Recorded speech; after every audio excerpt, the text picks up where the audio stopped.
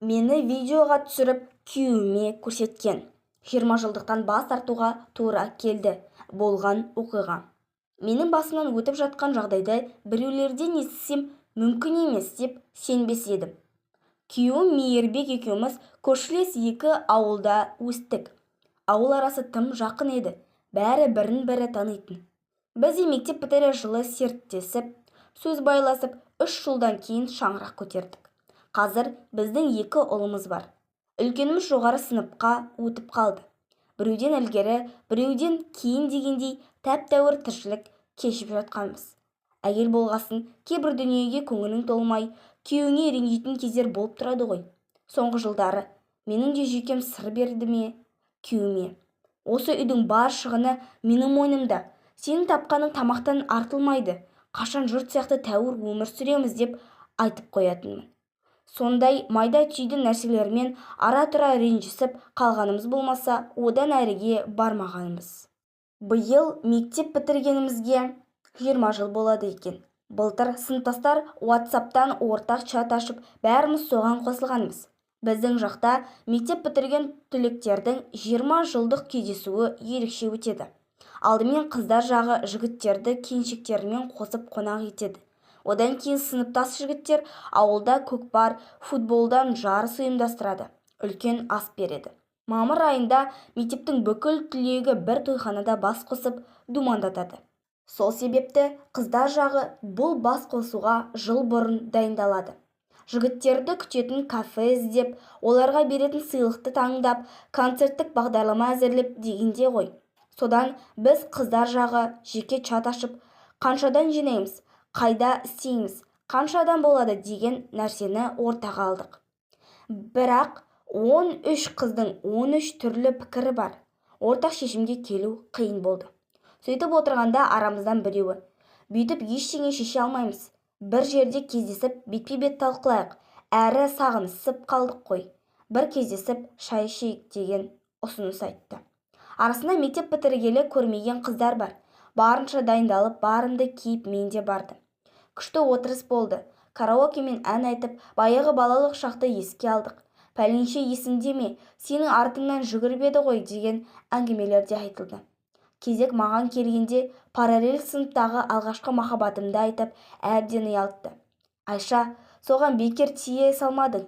Қазір аудандағы әкімдікте жақсы қызметте отыр. Күшті боп кеткен деп құрбым тиісті. Даудырап отырған мен байғұс.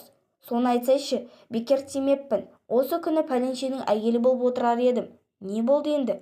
Мейірбекке тиіп өзім қатын, өзім бай болып отырмын, деп күле салғам. Отырыстың аяғында бәрі 25 мамырдағы кездесуді көз алдымызға елестетіп, әрденені бір айттық. Сыныптастардың жайы белгілі ғой. Кезінде жаман оқыған жігіттерді менсінбейді. Қыздар жағы: мен Мараттың қолынан ұстап шықпаймын. Кішкентай кезінде мұрны ағып жүретін, әлі де солай, құры сандалып жүр дегендей әңгіме айтты. Тура сол кезде қандай шайтан түрткенін білмеймін. Жаңағы менің алғашқы махаббатымның қолынан менен басқа ешкім ұстамайды. Өмірде бір болмасақ та кездесуде қолын ұстап шығайын. Так что одан үміттеріңді үзе беріңдер деп әзілдедім. Сөйтсем, менің кафедегі әзілдеп айтқандарымның бәрін ең жақын деген құрбым видеоға түсіріп алыпты. Арада 2 аптадай уақыт өткенде мектептен жақын араласатын 2-3 қызды үйіме қонақ етіп шақырды. Күйеуім үйде. Арқа-жарқа отырыс болды.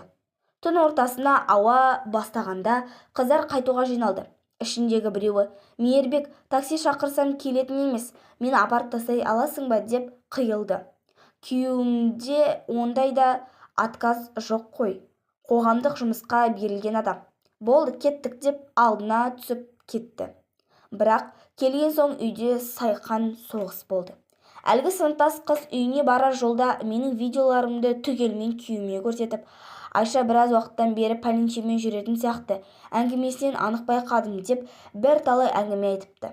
Онша-мұншаға көтеріле қоймайтын жуас күйеуім сол күні алғаш рет маған қол көтеріп, балаларымның көзінше айтпағанды айтты. Ертең ажырасуға арыз тастада, алғашы махаббатыңмен бақытты өмір сүре бер деп үйден шығып кеткен. Содан бері 3 апта уақыт өтсе де үйге қайтпай қойды. Балаларымен сөйлеседі екен. менде бәрі жақсы, бір пәтерде тұрып жатырмын депті. Мен телефон соқсам көтермей қиын қылды. Арамызға от салып, берекемізді қашырған сыныптас қызды жұмысына іздеп барып, ит терісін басына қаптадым. Не деді дейсіз ғой? Мен сені бұрыннан көре алмаймын деп, неше жылғы өкпе ренішін жайып салды. Мектеп кезінен бәрімізден алда болдың. Үйіңнің еркесі, жалғыз қызы боп ең.